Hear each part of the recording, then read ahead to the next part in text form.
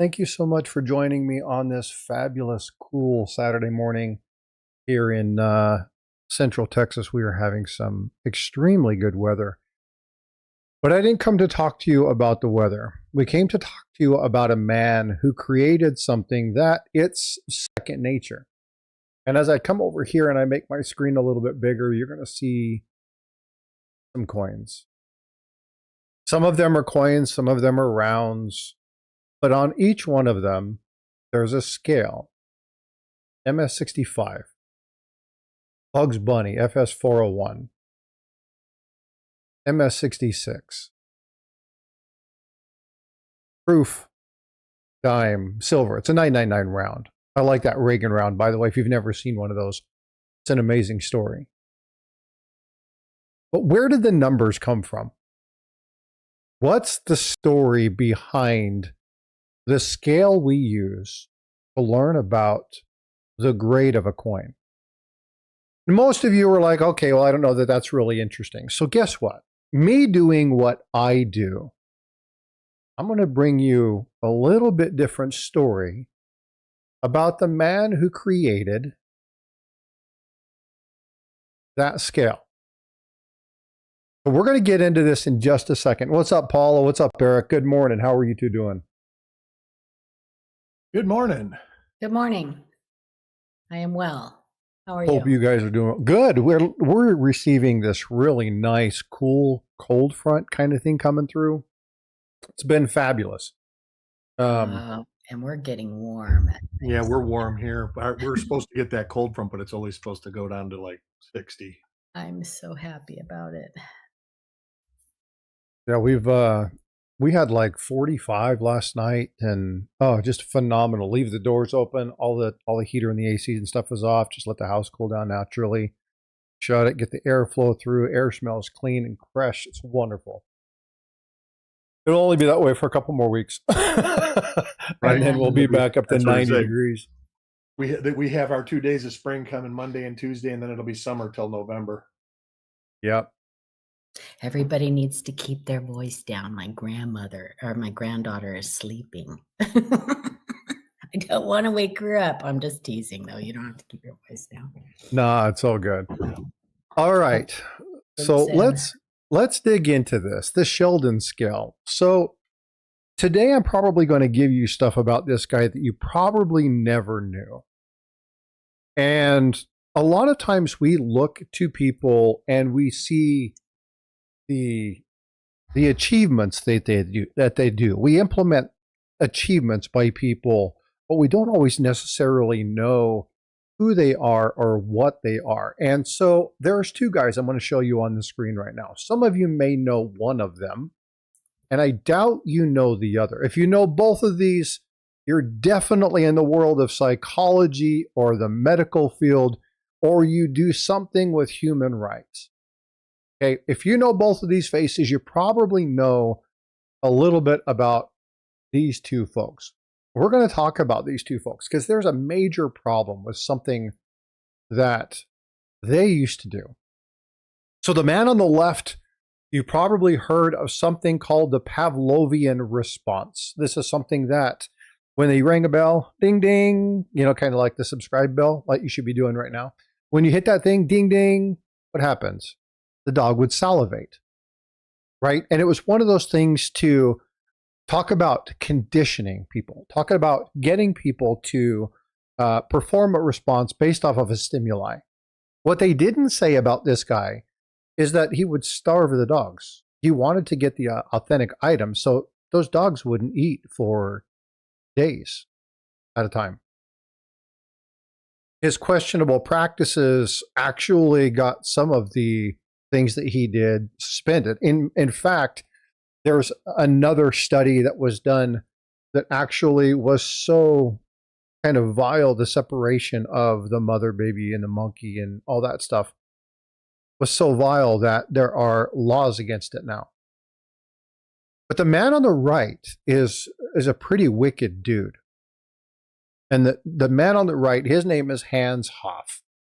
And Hands off. Hans Hoff. He is a German, but the thing is that this dude implemented some very, very, very questionable methods. Talking about violent, repressive, so much so that he would inject malaria into patients to see how they would respond and see what would happen.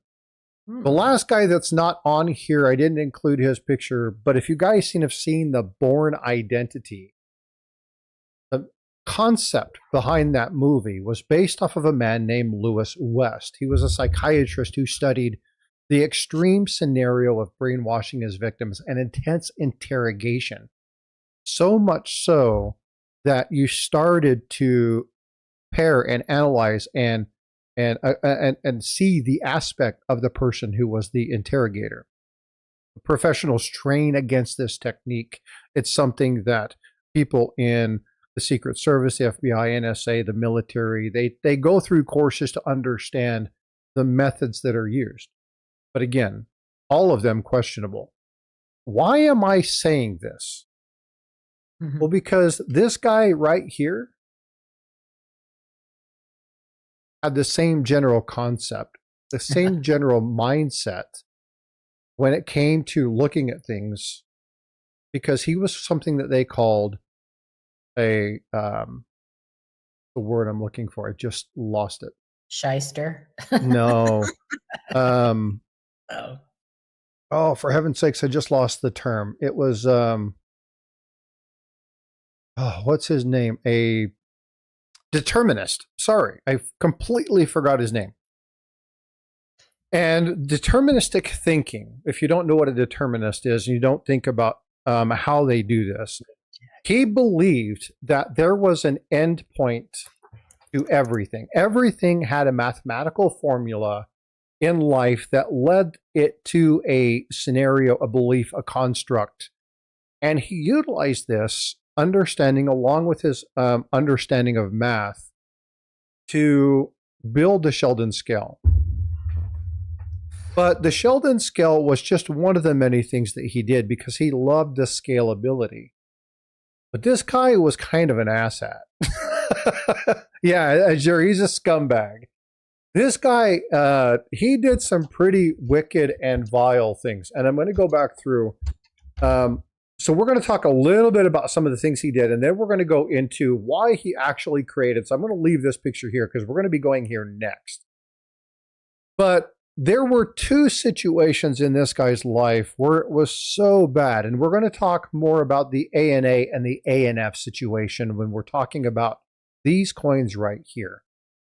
But he also did something called body profiling. And body profiling, he had a belief, a totalitarian vision of your body structure basically saw the way that you would become.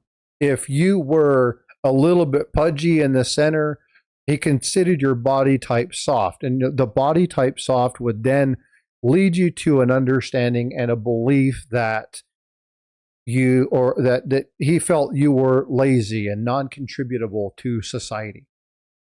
If you were muscular and well-built and had broad shoulders and you had a certain construct that you were strong and forceful, but you probably were prone to violent tendencies.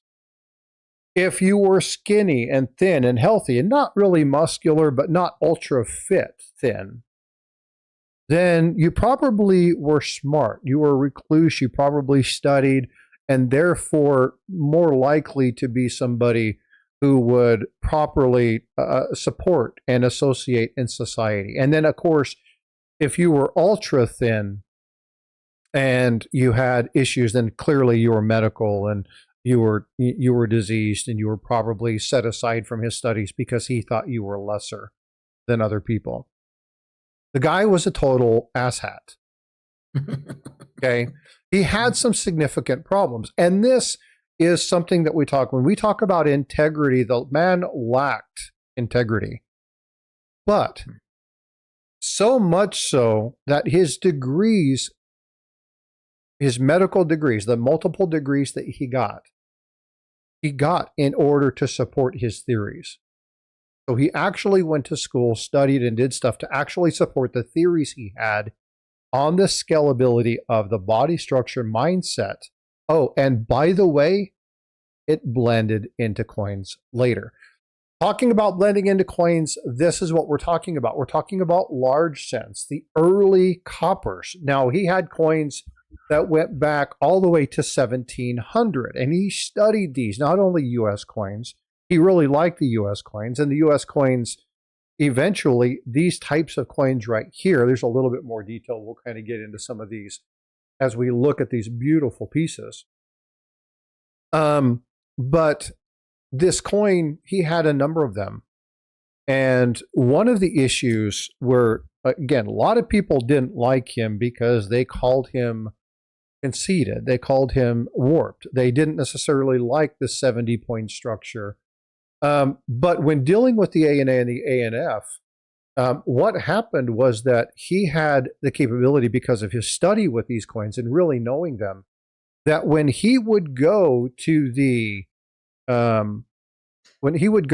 museum, and he would do this when people weren't watching, he would take coins from his own collection that were wore down, and he would swap them with the ones in the museum, the better ones, the higher quality ones.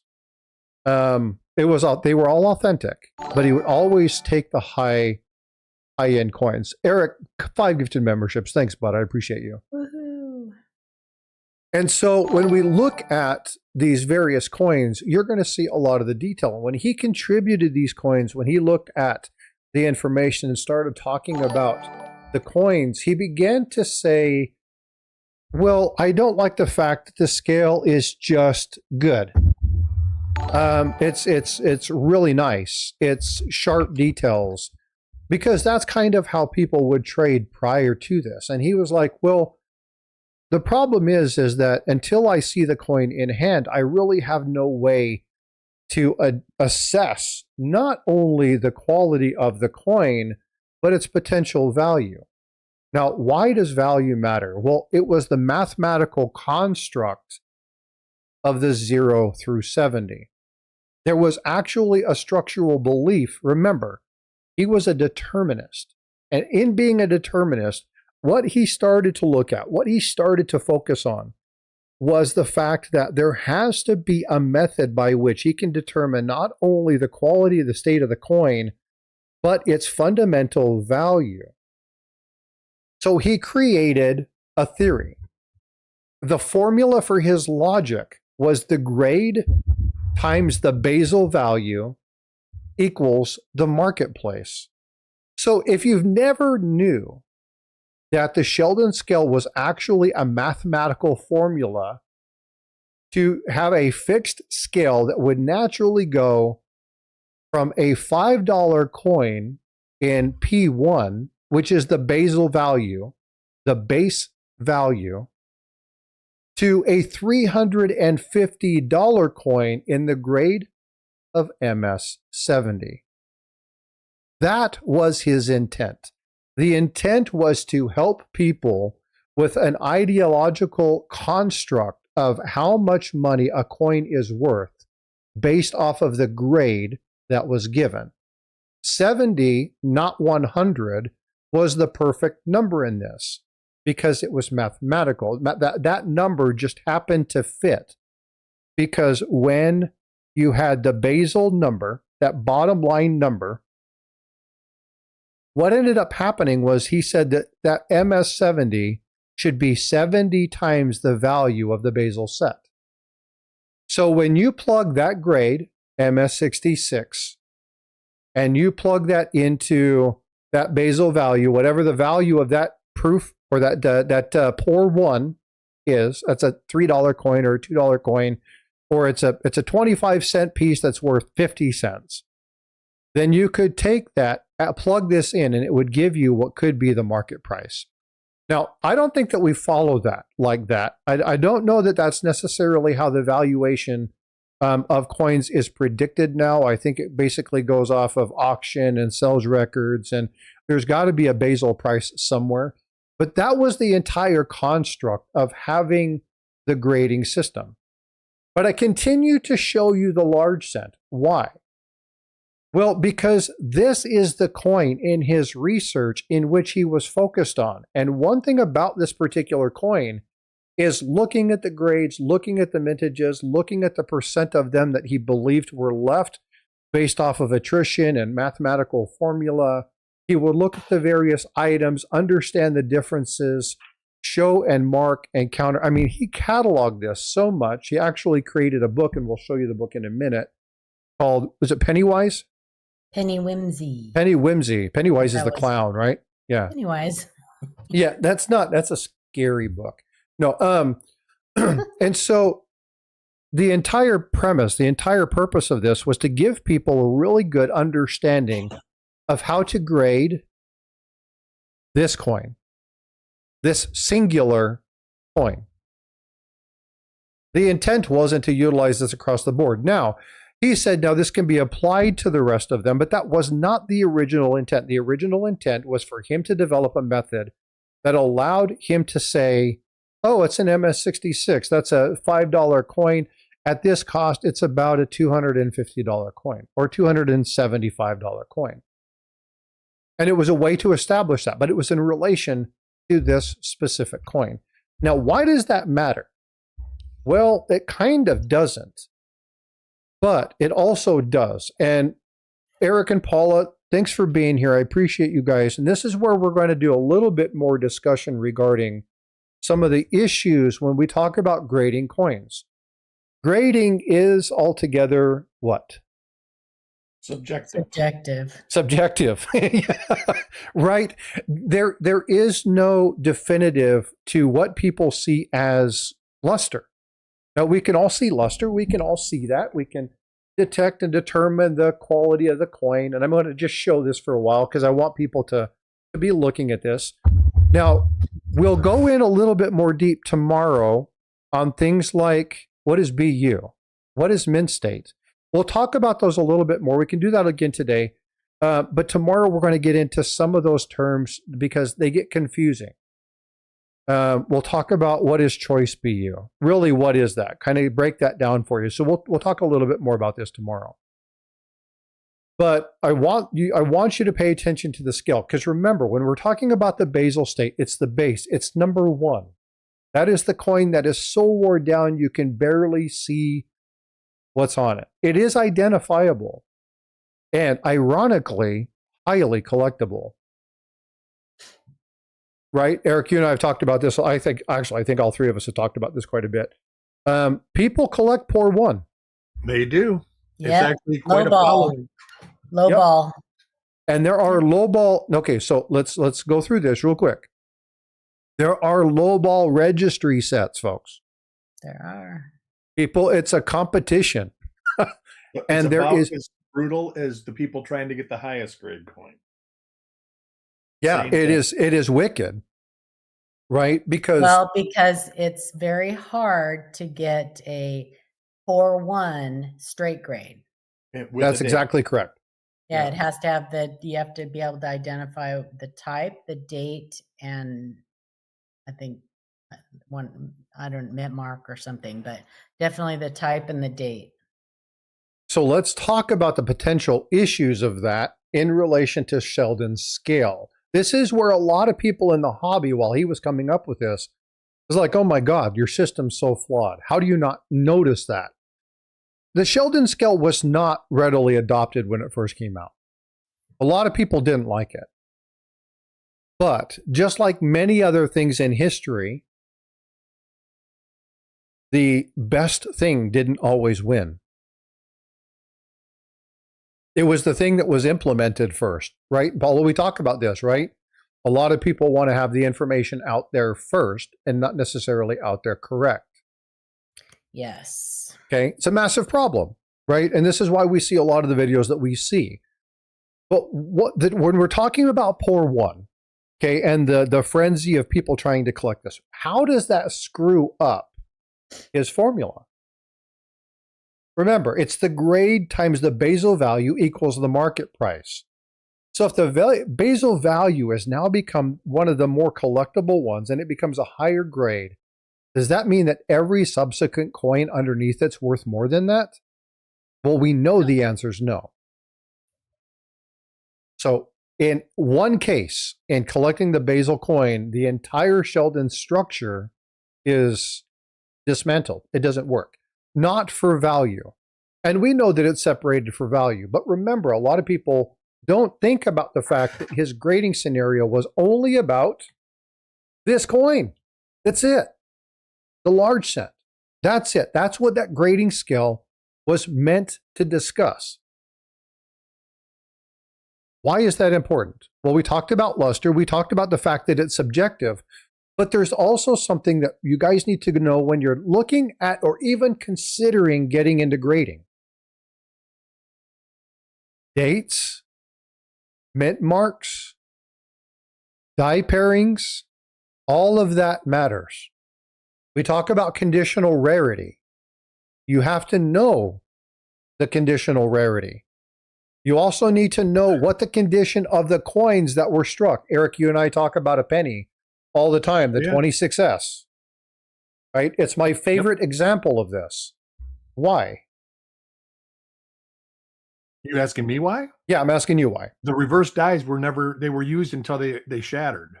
So having a coin that's like an early die state and real nice and crisp and real great condition, it doesn't exist. It didn't exist. Very few. And so when you find one in a high grade, they go for massive money. Right? And so, Paula, real quick, just give me an approximation. The 1909 SVDB, right? It's probably one of the top 5 or 6 coins that bring people into the hobby. What's its general value? What can you expect to spend on just a worn down 1909 SVDB? $1,000. Okay, easy peasy, right? Round number. 1916D Merc dime, same basic thing, right? But here's the thing. When you get into a little bit higher grades, that number gets a little bit more arbitrary. It shifts a little bit more. And when you're talking about MS66, I believe MS66 is the golden number. That's the number where that shifts. You get that 1926S up against the 1909 SVDB, and in the higher grades, that 22S might be worth more money because of the conditional rarity. You mean The 26? other thing, or 26S, sorry.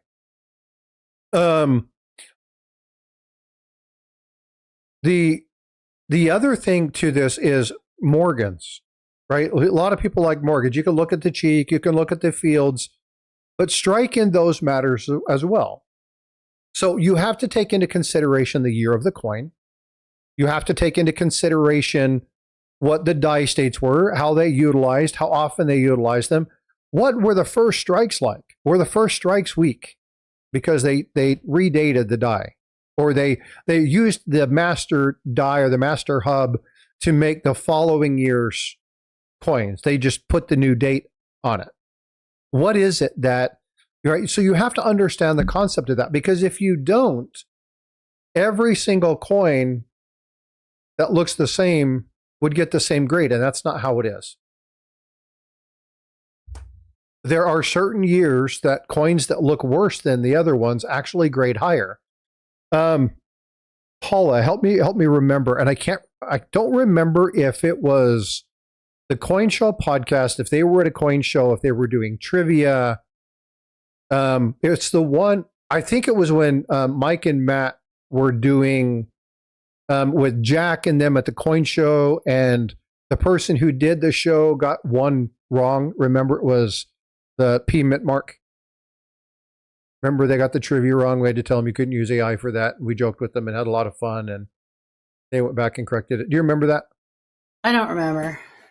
I can't remember what this was. If Jack's in here, he would probably remember. Anyway, as they were talking about that, later in that show, they showed a coin and they were doing a grading thing. And I think that it was, I don't know if it was the same show or if it was following the show, that Blue Ridge Silverhound and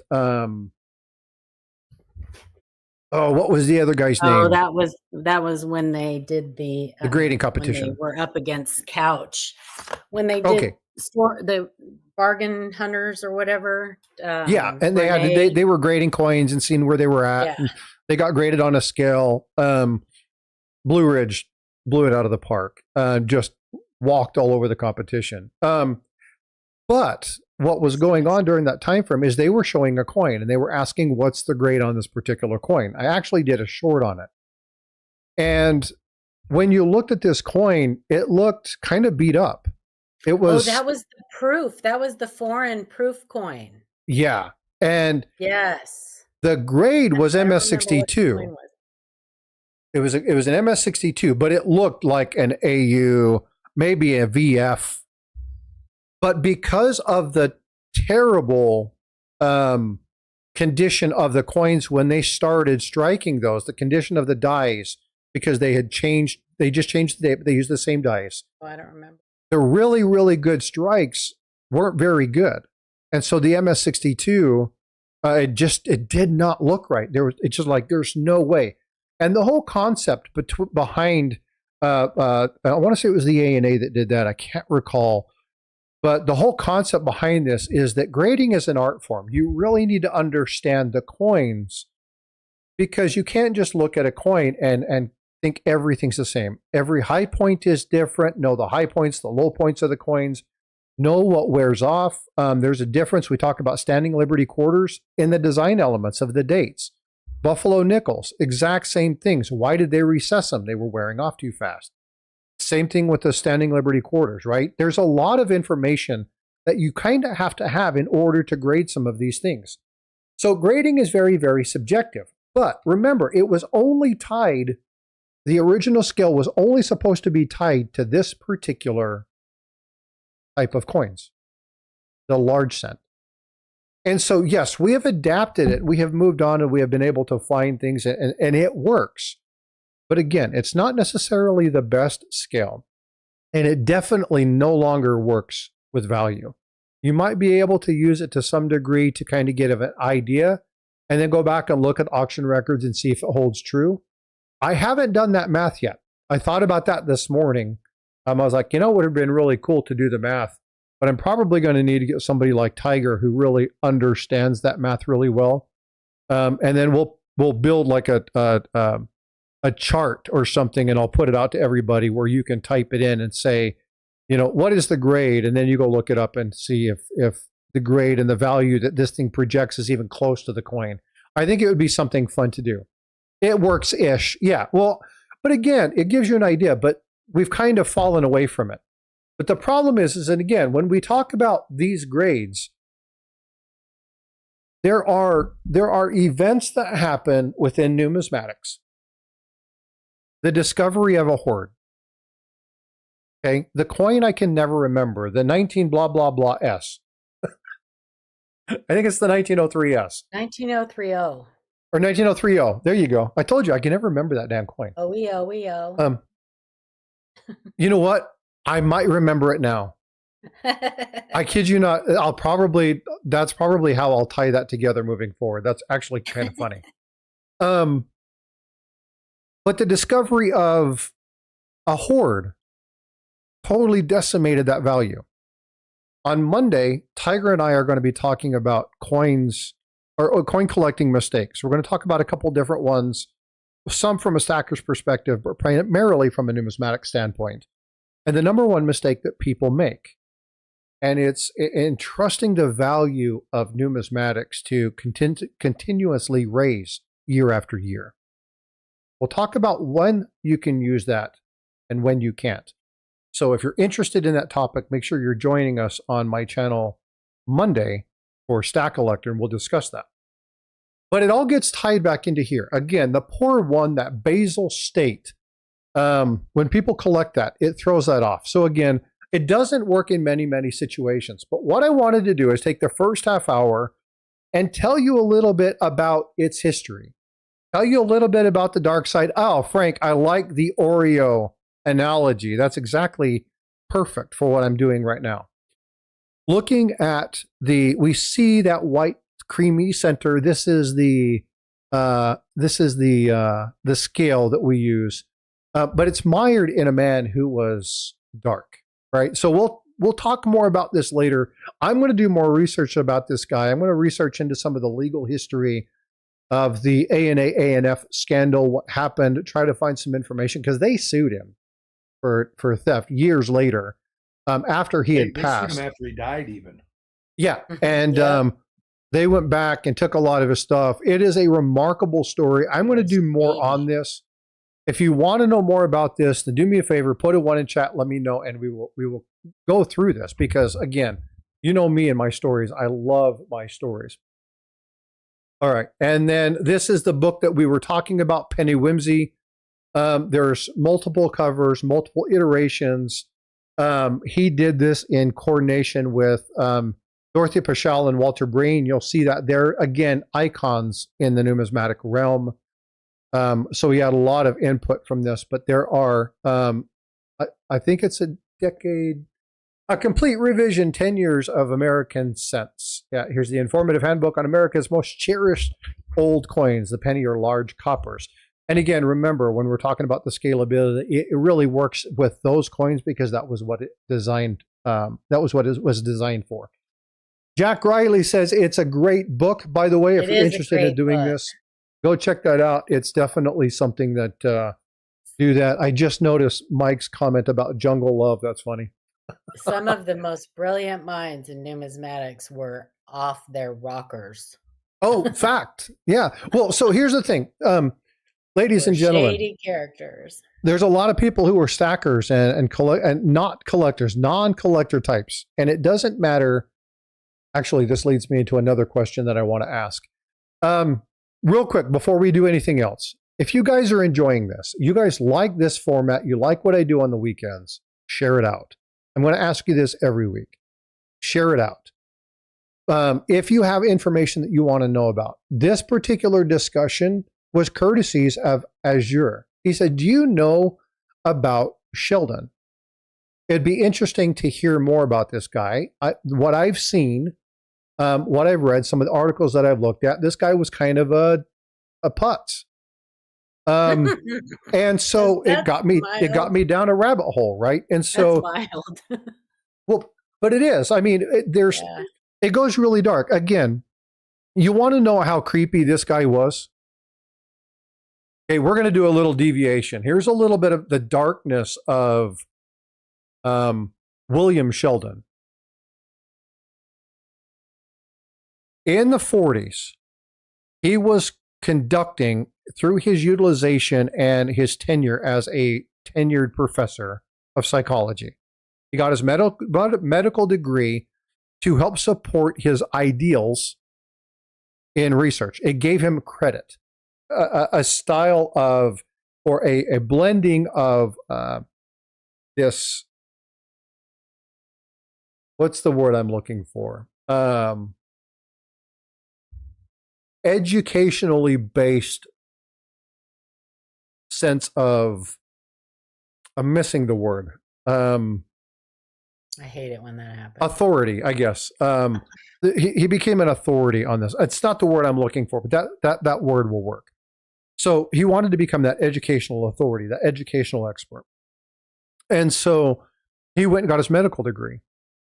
But while at university, in order to do his body archetyping and body structure, he took and convinced between 20 and 50,000 collegiate students to strip naked and allow him to take photos. And in the late 40s, it ended up coming to an absolute head. And they finally were like, look, it's got to stop. The University of Washington in 1950 ended up with the law enforcement raiding his lab, and they shut down everything. His purpose was basically a public death to his career. It totally destroyed him. They took his photos and burnt them publicly.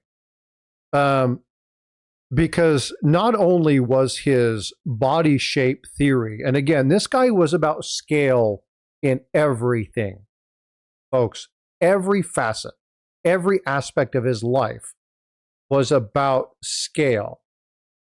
And he utilized the innocence of young people to prove a theory, and it was just wicked. This guy was vile.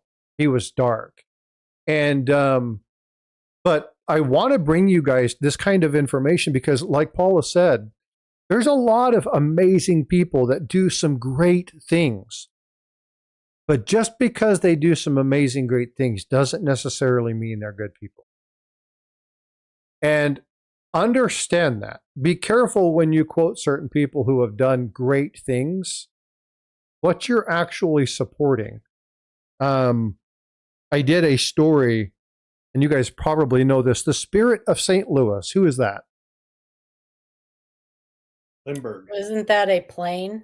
Lindbergh, Spirit of St. Louis. It is Charles Lindbergh. Yeah. Another vile creature. Another vile creature. That is right. And unfortunately, Charles Lindbergh, in American lore, and if you only look at the Spirit of St. Louis, the flight, you'd think he was just this magnanimous man, but that's not the story. So when you're looking at, are the books that I'm showing rarities? Some of them are very collectible. The first edition is very collectible. The Penny Whimsy books, they go between like $50 and $200. Yeah. But if you get really nice ones, again, the collectors might get a first edition in really nice shape, Or a signed one. or a signed version. Yeah, they get pretty pricey, but you can find them not for a ton of money. But again, it depends, just like anything, rarity. Which leads me to a question. We talk a lot about collectible coins. We talk a lot about different stuff. I'm going to get back to this because this is where we're going for the rest of the show. But are you all interested? This was another suggestion that was made by one of the subscribers in chat.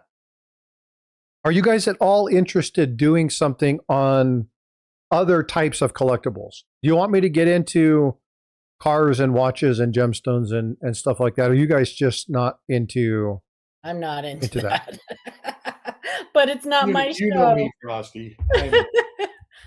I'll Well, hang because out there's a with lot you of there's a and lot of evaluate people you. in this hobby who collect a lot of different things. Like Oh, so, yeah, for even sure. within the hobby, you collect elongated cents, right? You And I collect. collect sea glass. Yeah. There you Well, I go. have a whole bunch My of sea wife does glass, too. right? Yeah. And so a lot of people collect a lot of different things. It's about what people are interested in. If No. it's something that you like to do, well, okay, banknotes. That's a good one. It's still tied to numismatics, so we definitely can look at some of that. Con Curlington says, "I'm already struggling with the depth of coins. Don't go into anything else." Yeah, I You're get not the you. only one, Mike Noodle. Yeah. Yeah, I collect dust. I don't collect dust. I've started moving more. I'm actually, I'm Yeah, me down too. almost 23 pounds in a year. Yeah, So I'm down. I have I'm been down a really lot working myself. hard on that. Yeah. Yep. I So mean, I'm I trying to probably take the dust off me. Sorry, go ahead. Credit Ozempic with it, but I've been exercising too. So Zampic. well, I'm down 50 Don't get pounds. listen, don't go overboard on it and end up looking like Kelly Osbourne. Oh, That I'm on Ozempic can be I'm not, taking it for diabetes, not so good. and it Okay. works great. So Yeah. Well, that's what it was intended for. yeah, Jack's like, I gained what you lost. Dude, you little scrawny dude. How in the world can you have gained that much? There's no way. Unless you're working out, maybe. But anyway, I wanted to ask. Kelly Osbourne, I'm still 280 pounds, Paula. That's good. I wanted to ask because again, people asked the question. I wanted to probe chat. We'll stick with numismatics right now. If anybody wants to see more, I did one on stacking and collecting gemstones because there's a lot of people who are looking for ways to consolidate wealth. It wasn't widely accepted. We talked about some of the things that have with relation to the various cars and the Marlboro Man, and that one did well, but people like that one because of the story. So I think what I'll do is I think I'll maintain the story and find different aspects. I'll see about tying things together to bring in things that other people collect. Kind of like peaches and stackers. What is it with peaches and stackers that that every hoard story has to do with peaches? It's crazy. Really? Oh man, Binion Horde, they loved peaches. They sold peach cobblers and did stuff like that. Stackers. I'm like, man, I don't know a stacker that stack. Oh no, well, but you're talking about hordes and stuff like that. People who stack, right? Another one was when we did the Redfield Horde. He actually had tons and tons of peaches. Actually, one summer, if you've not seen my video, by the way, I probably would classify that as one of my top 5 videos ever. But the Redfield Horde, a lot of coins were damaged because one summer it got so hot, there was a crack in the cellar wall that he had led to the outside. And it got so hot, some of the peach canisters busted. And the fermented peach actually got on some of the bags and on the coins and actually damaged the hell. The acid actually disintegrated some of the coins. So not all of the coins are in top grade, and it all happened because of peaches. There's another one talking about some of the gold and silver that was mined in the North Carolina region, and there's a big gold story about a mine tied to people that did different coins, individual stamped coins in the late 1700s, early 1800s, because local regions would do these own things. One of the stories was that they made peach brandy, peach wine, peach whiskey, and that's how they got the silver to be able to create their own coins.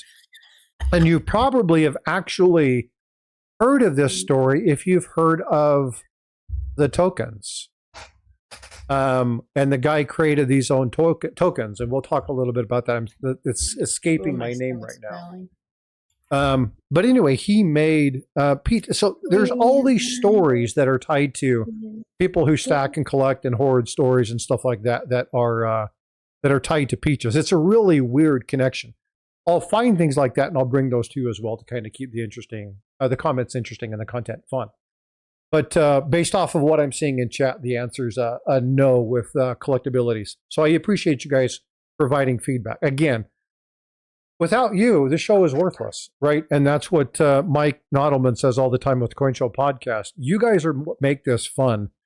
We'll provide the content, we'll provide the information, but ultimately it's up to you guys to tell us what you like. Streaming today? We want to do this. I don't know if they're streaming today. Normally they stream Sunday after us. Oh, Sunday. That's right. Sunday. Today's Saturday. Today is Saturday, but I'll tell you what's coming after us. The St. Jude's auction. That is happening this week. It's going to come after us. We'll send the link. We'll be dropping that. You can go over right as we end at 10 o'clock. Go over, check that out. If you haven't seen the list, if one of my moderators can go over and grab that stuff, Mike and them are going to be. And you plan on bidding on stuff, you need to pre-register first. Yep, make sure you register. That's correct. So. Or you can't bid. Yep, there's a lot of bullion stuff. A lot of collectible bullion and things like that. But the gamut ranges from everything. So there's stuff up there for all price points. Go check out the St. Jude auction. When you get into chat, tell Ida that Ida's already live. Well, if she might be live, but she's not doing the auction. They do the little warm-up thing. I don't think they're actually doing the auction stuff already. It's a little bit too early. I think it's supposed to start 11 Eastern. Yeah, so I'm not. They can stream and do the pre-show all they want to, but for the auction, I'll make sure that I forward everybody over there afterwards. But anyway, go check them out and let them know that Frosty sent you. Right, I want them knowing that we support them. So go check that out, David. Thank you for throwing that in there. Definitely appreciate that. Again, the auction is not going on right now. That's just pre-open chit chat. They can talk through rules and stuff like that. If you want to go do that, be more than welcome. But the auction doesn't start for a little while. I don't know the difference between those two links, David. When you do it, indicate live stream, auction, Saturday, Sunday. Same link. I think you just put it down twice. Let's clarify what the link is for people that come in and don't know what that is. But I appreciate you. Thank you for doing it. But anyway, let's finish our topic today. Let's get back into Sheldon and the grading scale. So for collectability, Paula, we'll start with you. For collectability, for people who are just getting in, they want a really nice coin. They want something that they can get at a decent grade. Where would you direct people on this scale to start? Well, that's not the entire scale, but my favorite affordable grade is 58, AU 58. But in this area you here, you can get nice coins in lower grade than that. It depends on what you want. I'm not going to get a 16D Mercury dime in AU 58 or a 09S VDB in AU 58. I'd be okay with a much lower grade than that. So I'd 16D Mercury dime, I'd be okay with good or very good. But yeah, but my favorite grade typically is AU 58.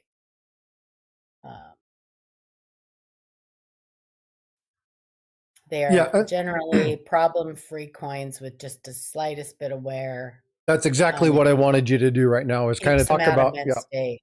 Yeah, that keeps them out of mint state. A lot of times they're more attractive coins than like mint state 60 or 61, 62. Yeah, so they have a little bit more character to them. And don't get me wrong, I love a perfect blast white coin. But some of the little imperfections that happen in some of the lower grades provide some amazing optical luster. And they really can be way more attractive than an MS65 coin. Which is really weird to see a really high grade and the coin next to an AU coin just doesn't look as good. I've always found that fascinating. But again, it's all subjective, right? It is. Like an umpire strikes some balls. That was a ball. I don't know. It's all what the person feels like. Yeah. It's whatever catches your eye. And that's what makes it fun, though, is the human whatever nature. Catches your eye and whatever you can afford. You can always buy a lower grade and then upgrade at some point. So when I tell people when they're filling books, right? Like whether it's a Whitman folder or a Dansko, preferably, hopefully either a Whitman or a Dansko album as opposed to a book, or as opposed to a folder. Buy your key dates first if you can, and even if you have to buy them in low grade, and then you can always upgrade the coins. But typically, if you start out and buy the key dates first, you are more successful at completing the album.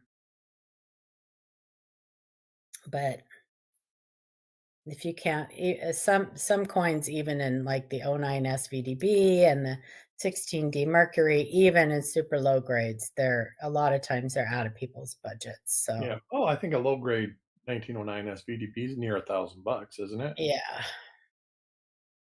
But if you can, start out with the key dates and go from there, and then you can always upgrade. But hello? Yep, I'm here. I'm listening. Oh. No, but it is. It's important to be able to do. Now, I've been looking at chat, and somebody's like, hey, I like hold coins with high detail. And again, I'm not saying that that's something that you should do, but there are people that if you're okay with a hold coin and you understand that the coin is damaged, but you want it because you like the coin, then hey, that is a great opportunity for you to get something, because a lot of people don't want hold coins, right? And so if you just want them because you like the coin itself, then do that. And there are people who collect hold coins. Yep, there's a whole society, Yeah. Back in the day, there was a reason they did that, so you didn't lose the coin. Yeah. That's why Chinese coins have holes in them, because they used to tie them around their wrist or their necks. Yep. Square nail. Yep. Tie them around, and they actually were designed that way. It's not that they punched them in. Many of them on the bows of ships. They put them over door frames. there was superstition tied to it. I mean, all kinds of things. So Yep. Silver Spur says, I'm kicking myself for not picking up that 1909S for 250. It was sightly, but yeah, well, and again, you know, don't Was kick it a yourself 09S over or woulda, 09? shoulda, coulda. You know, that thing has happened. I mean, Eric, how many times have you and I talked about the number of 14D leak incense that you had for 20, 30, 40 bucks? For no, I would buy them for $40 and I would sell them all day long for $70. And Yeah. I wish I had half of them still. I don't even know where that coin dealer got them. He had rolls of them. Yeah. Wow. Crazy. And he would sell me everything that was basically XF and lower.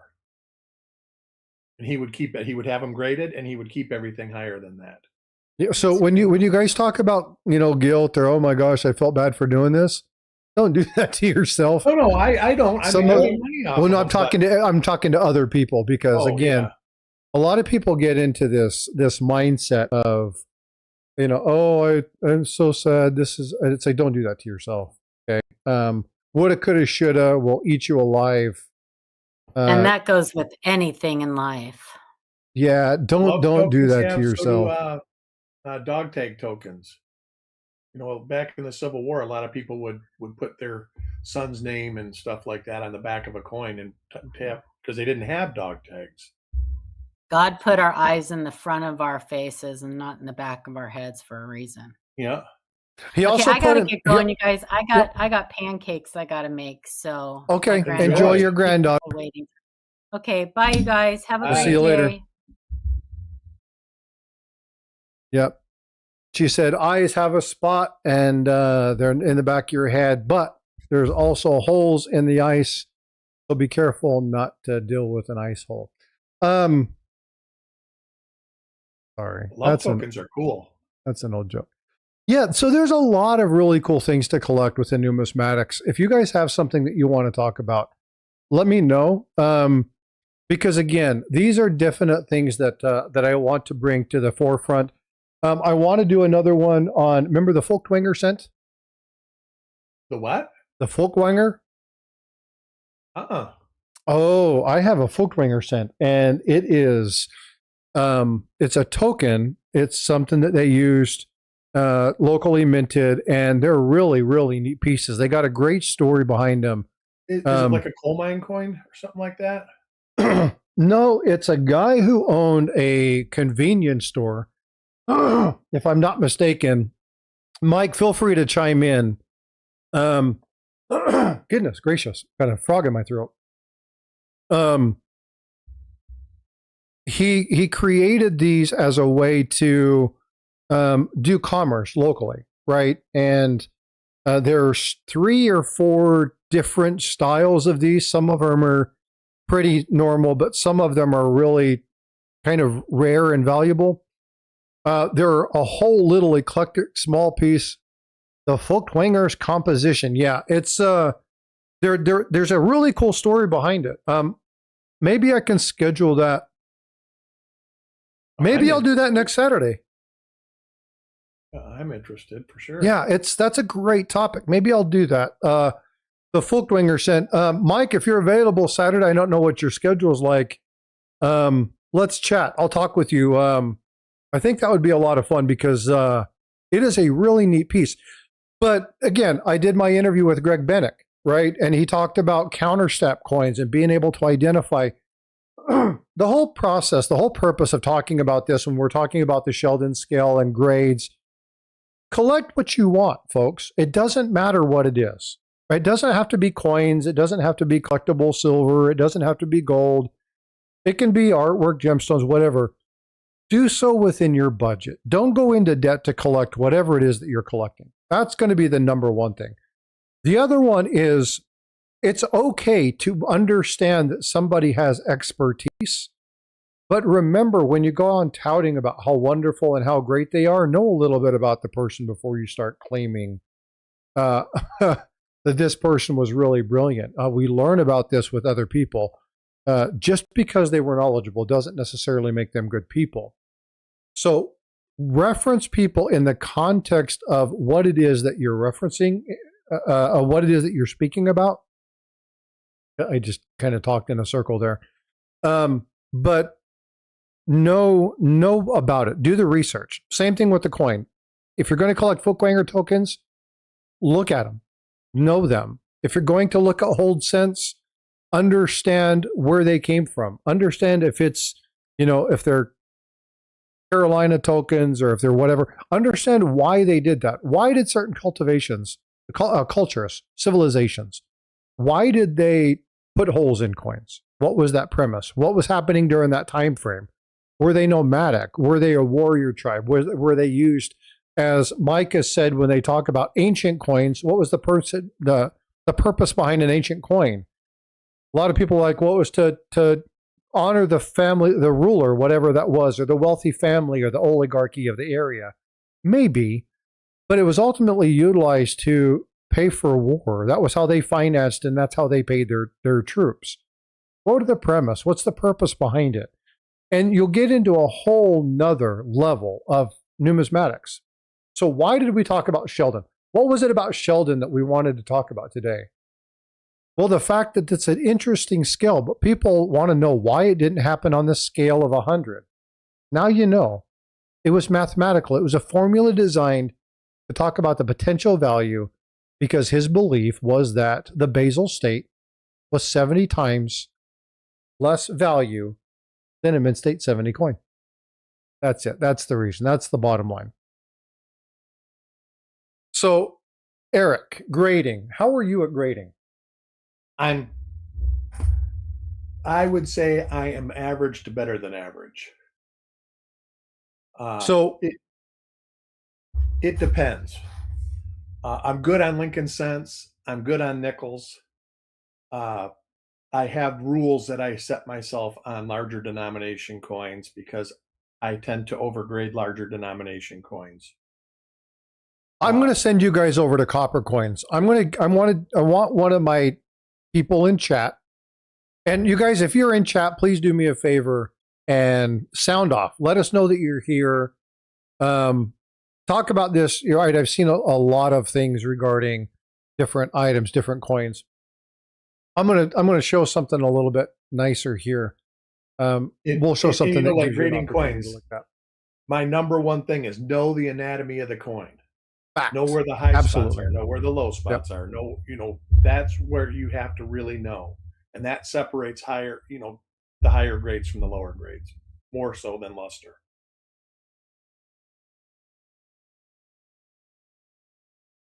So I'm going to pull something up.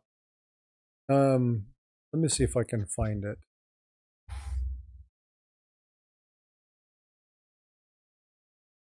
So Eric, while we're doing this, what I would like somebody to do, if you're in chat, go to Copper Coins.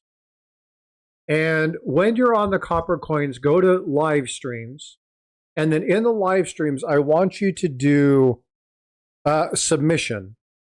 And what you'll see is you'll see 1 or 2 or 3 or 4 live stream videos that it's Chuck with Eric and me and a lot of other people in the chat. And he's going through coins that he's going to submit in his bulk submission. Chuck Daughtry walks through what he's looking at, what he's looking for, asks the chat what they think, and people are putting stuff in. Go watch that. Okay, I'm okay with it. Eric and Chuck are really good at it. So, I have a question for you. For the next 10 or 15 minutes, do you want to set up a coin scope and pull up a couple of coins? Or do you want to do that maybe tomorrow? Yeah, we can probably do that tomorrow because I need to find coins. Okay, let's do that for tomorrow. So what we'll do is we'll pull up some coins and we'll talk about the subjective nature. All of us can be here. Every one of us can do it. We'll do this in chat. It's going to be slow. It'll be a slow roll. We'll kind of talk about the things and then remind everybody that at the end, it's just our opinion, right? The graders are the ones that ultimately will come back. But what we can do is we can talk about the anatomy of the coin. We'll actually pull that information up. We'll get that done. I'm going to end about 15 minutes early today so that everybody can get over to St. Jude. But tomorrow we will go through the grading of the coin. We will actually walk through can you find like 5 or 6 coins? We'll take like Yeah, I'm 5, actually 6, 7 minutes. I'm going to dig through slabbed coins for tomorrow. Outstanding. And then just grab a couple raw ones I will. that match, that kind of match. We'll walk through people. Sorry, I'm not thinking clearly right now. We'll walk people through. I don't want to walk through people. Although that would be interesting to be a specter. I want to walk people through looking at graded coins, a lot of graded coins, right? And Chuck Daughtry says the same thing, folks, right? And I hold Chuck in high regard when it comes to knowledge, especially when it comes to coins. You guys know that I'm doing, and I've got one here. I'll just flash this on the screen. That little slab that's there, this is the slab experiment that I'm doing. I talked to him, explained what was going on. He talked about some stuff. We got some coins that we are looking at testing chemicals on. So he has given me a lot of good insight over the years, taught me a lot about coins, always available when it comes to the educational aspect. And Eric is right there. He is understanding what's going on. He's very knowledgeable. So let's do that tomorrow. Let's walk through. Let's find like 5 or 6 coins, and on 2 or 3 of them, let's find comparable unslabbed, ungraded raw coins, and let's just kind of walk through the process. I will pull up a anatomy of a coin for a cent. I'll do one for a dime. We'll give you 2 of them to kind of give you an idea. I'll pull one up for a Morgan. I have a couple Morgans. I'll get my coin scope up so that I can show a couple as well. And we'll talk about the grade. We'll talk about luster. We'll talk about what it is they're looking for and why there's basically no difference between a 69 and 70 in many cases. And again, we'll go back to the discussion that we had the other day about why in the hell do people crack out slabs and send them in? Right? And so we will definitely look at doing that. And then again, at the end of it, we're going to send people over. If you want to go to the St. Jude's auction, you can go to the St. Jude's auction. And then on completion tomorrow, we'll send everybody over to either the Coin Show podcast or the St. Jude's auction, whichever one you want to go to. We'll leave everybody a choice. Not everybody has money to spend. Go show your support. There's lots of ways. Share it out. But again, don't go into debt for any kind of fundraiser. They wouldn't want that. I don't want you to do that. So we'll make sure that he's not here either. Yeah. What's up, Dandy Dave? How you doing, bud? Do you guys like that idea? Is that something you guys are interested in? If it is, put a 1 in chat. Okay. Again, we'll try to find some solutions to giving you practical knowledge. But the only way that you're really going to get good at this, Eric, is what? Keep doing it. Practice, practice, practice. Same thing with searching for coins. Okay. Set yourself up for success.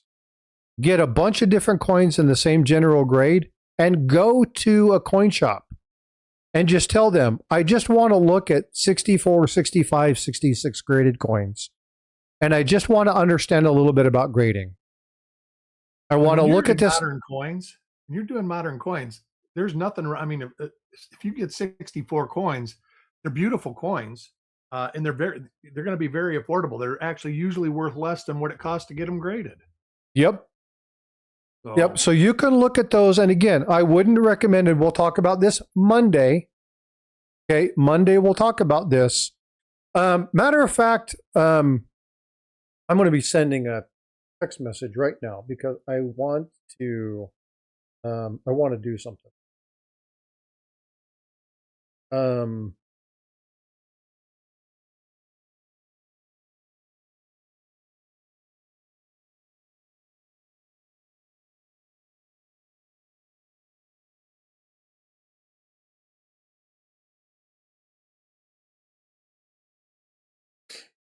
Sorry, I am sending a message because I just had an idea and I want to reach out and see what's going on. Mike Noodle says, experience is the best teacher. It is. Really, folks, if you want to learn how to grade coins, you need to get out there and look at graded coins. But sit down, go talk to a couple people. And again, you can buy these coins that I bought, 8 graded coins, all from the same rolls, all the same general grade. I spent anywhere between $30 and $50 for the coins. Some of them are actually nicer. I'm keeping all of these when it's done. And this is something that we're going to look at here in a couple of days. I'm going to do another kind of discussion about this. I'll show you the graded coins. I'll show you what's happening. And we're about the 3-month mark. And so I started this in December. So here in about, I think it's 2 weeks, right at the end of March, I'm going to be doing a live stream on the one that does the chemical samples. We'll polish them up again. We'll do what we're going to do. I'm going to do that every 3 months. Take photos, do comparison, talk about them, show you guys. Right now, there's no change. There's been no significant change to the slab, no significant change to the coin. So right now it's kind of dead. But again, we're going to run this over the year and see what's going on. But you can buy slabs like that for 20 or 30 bucks. And again, don't buy them for investment. But if you want to get something that you can look at and really understand and compare them to other coins, a dealer will be way more happy to let you look at 2 or 3 or 4 or 5 of those than a couple $200, $300, $400, $500 or $1,000 coin. So start with the common ones and then become a little bit more specialized in whatever it is. If you're a collector of Morgans, then work into Morgans, but start with some of your more modern coins just to kind of get the feel for it, because you can do it on the cheap and you usually will have less issues with having one of your coin shops let you look through 3 or 4, $20 MS65 cents. You know what I mean? That and many dealers will sell them to you cheaper than the grading fees just because they need to move them. They can't have them sit. They want to get them out. Yeah. Right. But don't buy those coins for numismatic collectible value. Yeah. Because we'll talk about that again on Monday.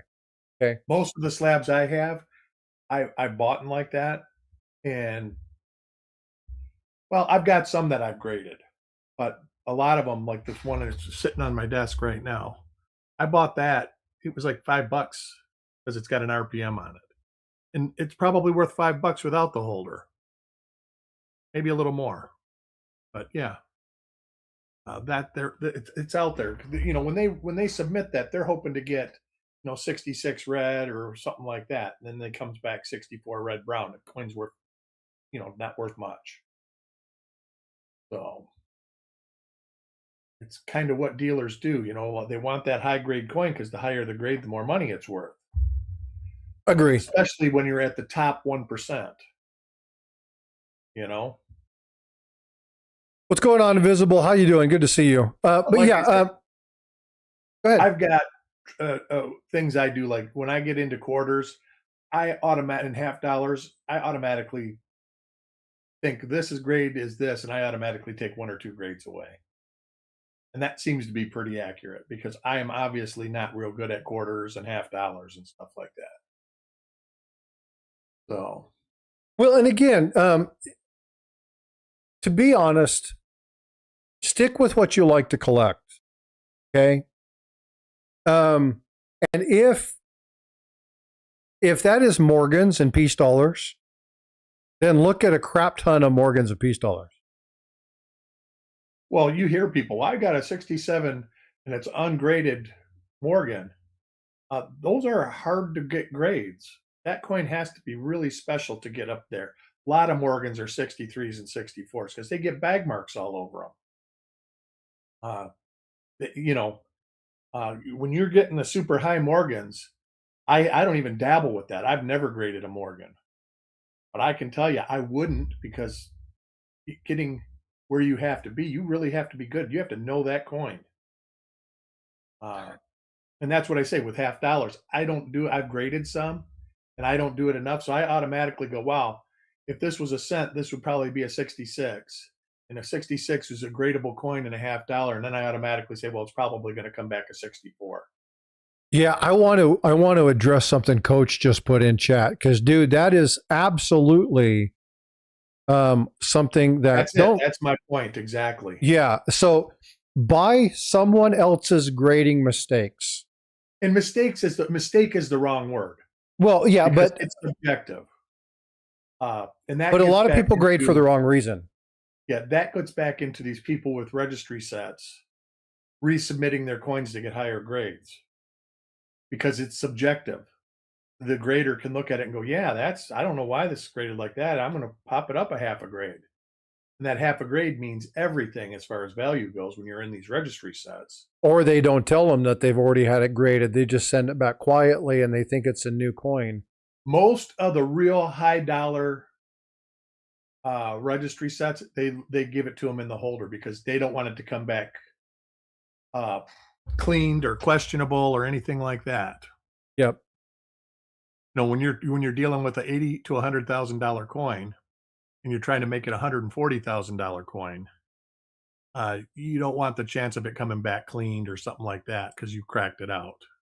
Yep, absolutely agree. Yeah, grade for the dream. That's cool. the right way to do it. You know, a lot. I know, who was it? Everybody was saying, you're grading coins, you don't need to grade. And the guy's like, oh, I'm just grading because I want to. I know I'm wasting the money. I just wanted to do it.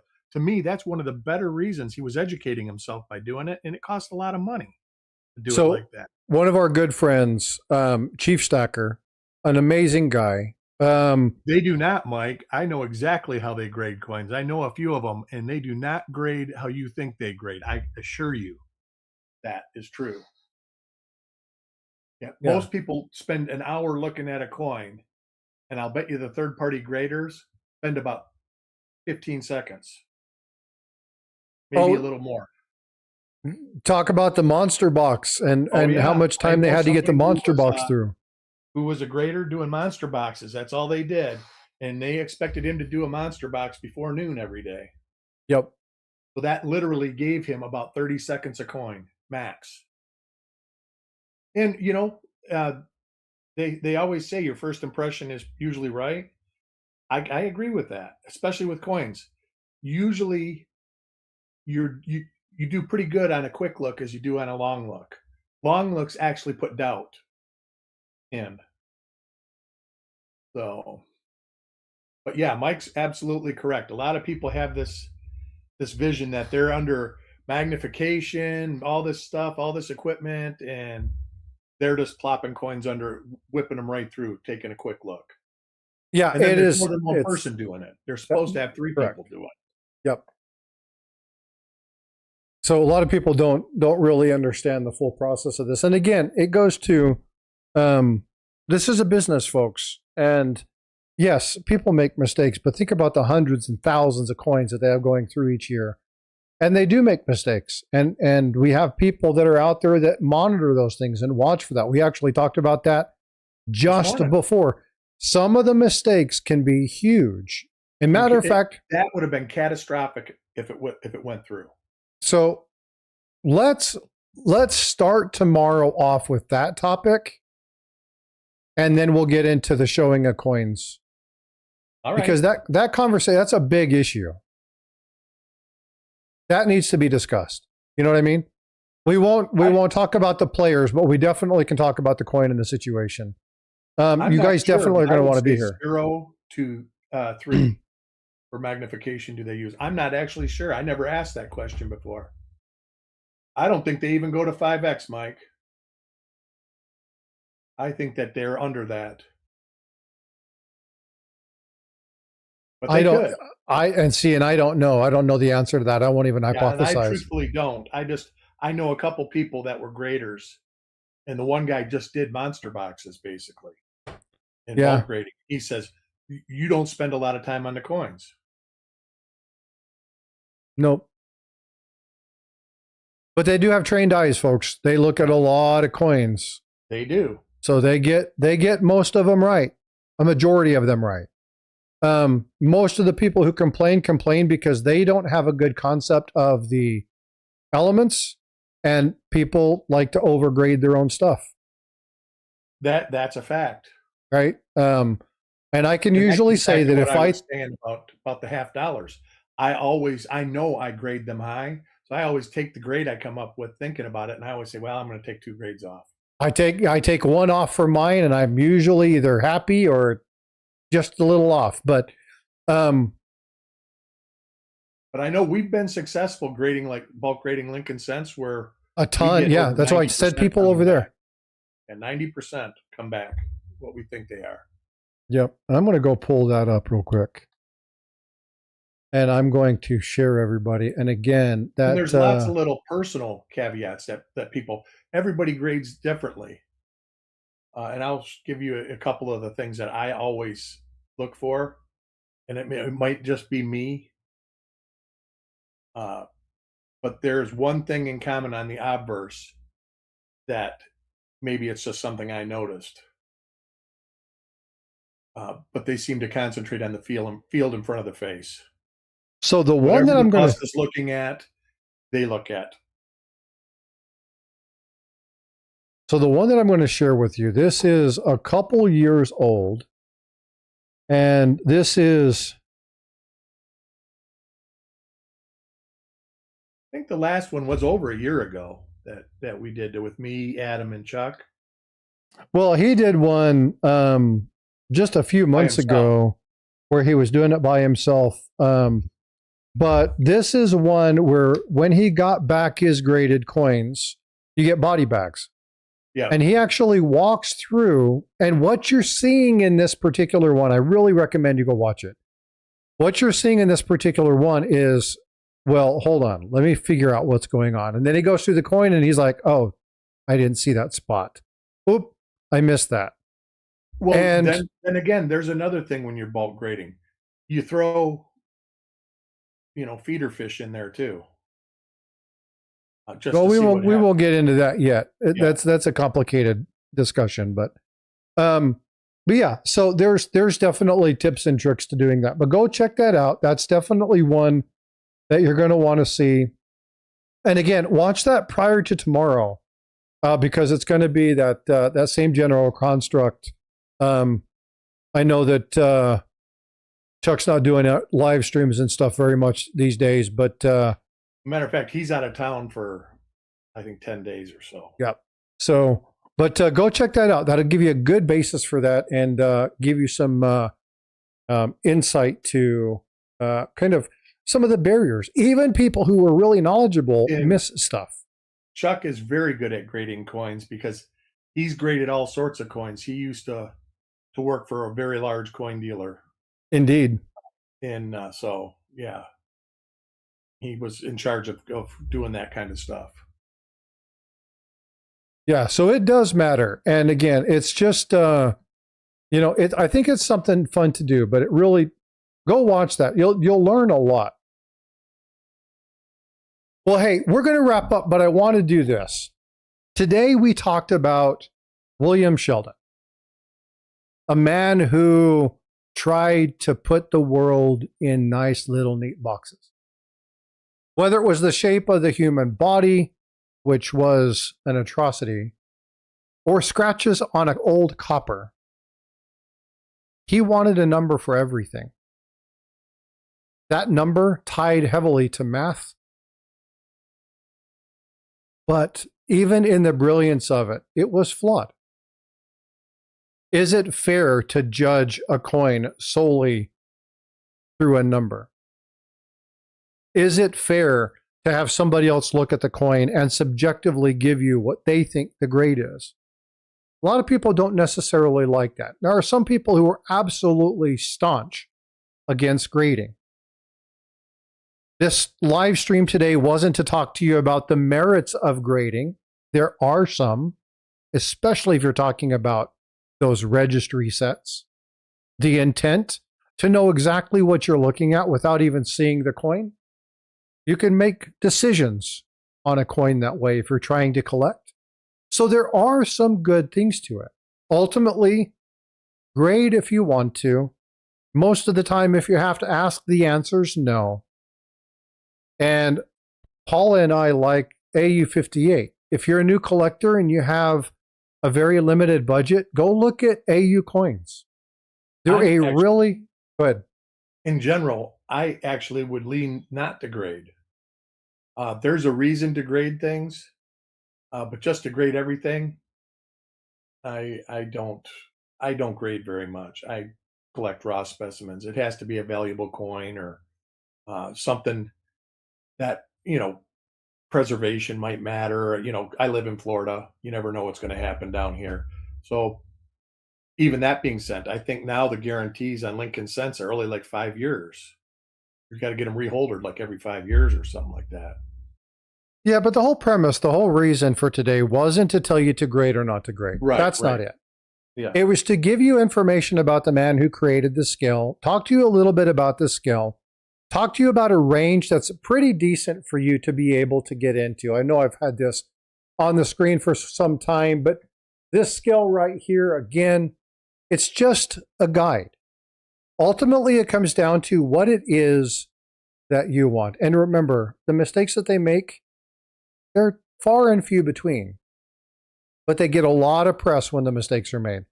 So tomorrow, join us as the next session is going to be putting the books and the history away. We're going to get our hands dirty. We're going to do that live demonstration. We're going to pull out some real coins.